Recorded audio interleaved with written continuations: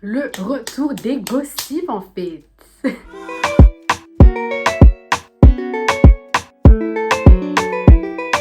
Salut, j'espère que vous allez tous et toutes bien et je suis très contente de vous retrouver pour cette nouvelle vidéo, pour ce type de vidéo surtout. Donc en fait, je vais faire une longue petite introduction, I'm sorry, but...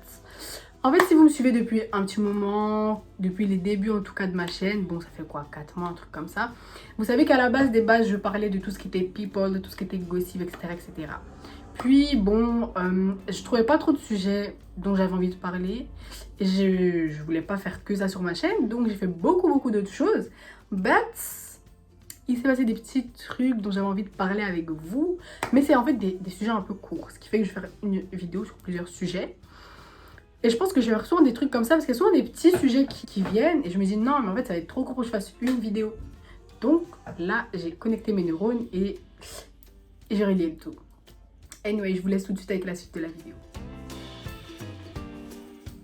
À mon avis, la plupart des gens sont surtout intéressés du sujet Cardi B et Offset. Je n'ai jamais su prononcer ce nom. Mais bref, je suis désolée, je voulais parler de Doja Cat. Doja Cat, c'était ma grande copine, puis je l'ai boycott, et maintenant ça redevient ma copine, donc je suis vraiment contente. Donc je sais pas si vous avez vu ma première vidéo où je parlais d'elle, je vais vous la mettre quelque part. En fait, Doja Cat, elle a eu une grande sauce, une très grande sauce, surtout sur Twitter, où en fait, apparemment, elle aurait été raciste. Si vous me suivez sur les réseaux sociaux, vous savez que... Oh my god, ça m'a fait... Ah, j'étais trop triste en fait parce qu'il y avait tellement de sons d'elle que j'aimais, mais je suis désolée. Moi, je veux voir aussi des gens qui différencient la personne de l'artiste. Genre, la personne qui a chanté, c'est la même personne qui va acheter son pain. Donc, si tu es raciste dans la vie de tous les jours, je ne peux pas te mettre dans mes oreilles. Parce qu'en te mettant dans mes oreilles, je te fais gagner de l'argent avec lequel tu iras acheter ton pain, alors que tu es raciste. So, non. Bon, clairement, j'ai pas fait 10 000 recherches là-dessus. J'ai vu une vidéo qui était très détaillée. Je vais vous mettre le lien en description.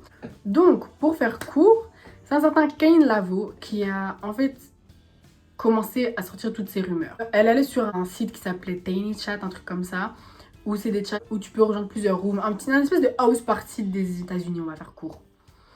Et du coup, il y avait plusieurs chats où Doja Cat se retrouvait avec des racistes, homophobes, suprémacistes, etc. etc. Donc, déjà, ça par contre, il n'y a rien à dire. Il n'y a rien de défendable là-dessus, elle y était. Mais en fait, tout ce qui a été dit de soi-disant paroles racistes qu'elle a entretenues avec eux, le fait qu'elle faisait limite la fille de joie, pour dire ça poliment, elle faisait limite la fille de joie avec eux à faire des striptease, à faire la soumise, la négresse de maison, comme certains ont pu le dire.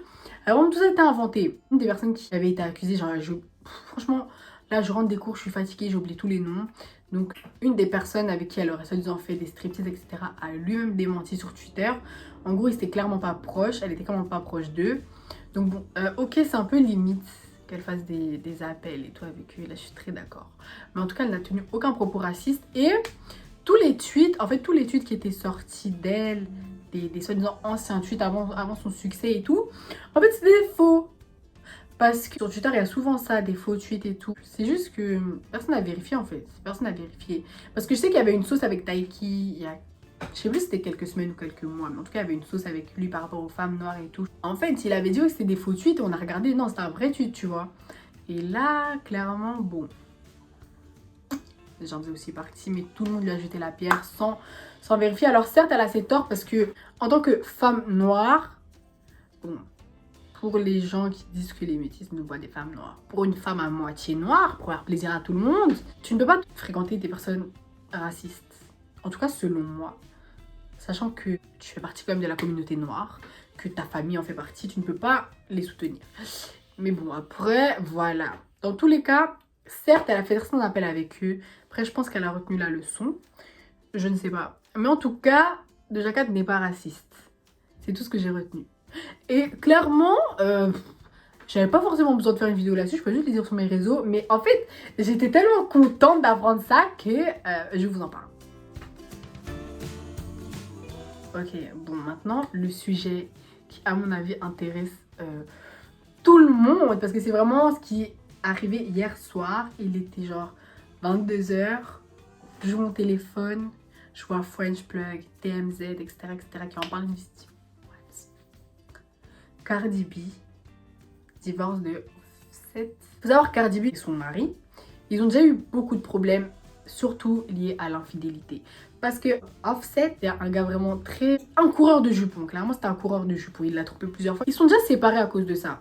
Genre, je sais pas si vous vous rappelez, Cardi B, les concerts et tout, il est venu, il lui a ramené des roses, nanana. Enfin bref, il l'avait perdu. Il s'est battu pour la récupérer, quoi. Puis finalement, ils se sont mariés, ils ont eu un enfant.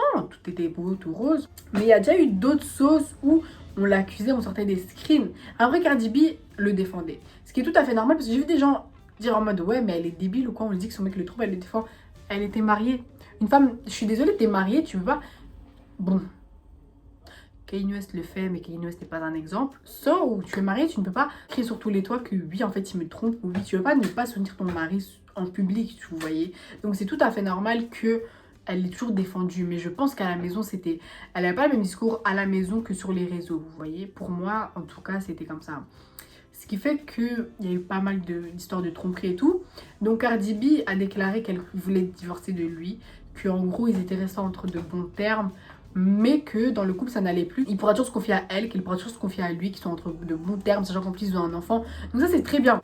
Franchement, c'est toujours mieux de se séparer entre de bons termes, surtout quand il y a un enfant. Donc ça déjà c'est vraiment super bien. Pour le moment c'est pas totalement sûr, c'est-à-dire que Offset n'a pas signé les papiers. Donc elle peut toujours changer d'avis, elle peut toujours se rétracter, mais en tout cas elle a rempli les papiers.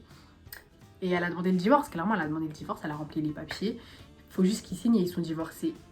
But, même si elle a dit qu'ils sont restés entre de bons termes, elle a demandé la garde exclusive de leur fille Culture qui a 1 an et quelques.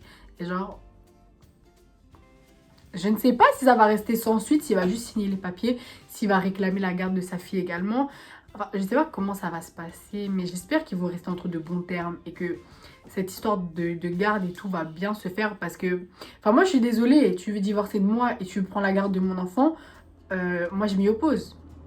Après, bon, il y a beaucoup de rappeurs qui n'ont pas la garde de leur enfant, mais qui les voient toujours. Parce que je pense pas qu'elle va interdire sa fille de voir son père, tu vois. Donc, j'attends un peu de voir. Ça se trouve, ça va bien se passer. Ça se trouve, il y aura des petits rebondissements. On verra bien. Bref. Ok, j'ai un petit peu extrapolé mon introduction. Il y avait que 2 sujets. But, j'allais pas faire... En fait, c'est juste 2 petits sujets dont je voulais aborder. J'espère que la vidéo vous a plu. N'hésitez pas à liker, à commenter, à vous abonner, à activer la cloche et à me rejoindre sur mes réseaux sociaux qui se trouvent en description. En tout cas, je ferai sûrement d'autres vidéos comme ça, mais avec un peu plus de sujets. Là, c'est juste, genre, j'ai appris les 2 trucs hier. Et je voulais en parler. Donc, pourquoi en parler en story alors que j'ai une chaîne YouTube? Il faut bien que je l'alimente. Sachant qu'en plus, là, c'est l'école. J'ai pas le temps de faire énormément de vidéos. Enfin bon, je suis quand même active. Hein. Ma dernière vidéo, c'est il y a 1 semaine. Anyway, j'espère que ça vous plaira, que ça vous a plu, que le concept vous plaît, que vous aimez ce... On s'est compris. On se revoit très très bientôt pour de nouvelles vidéos et je vous fais plein de bisous.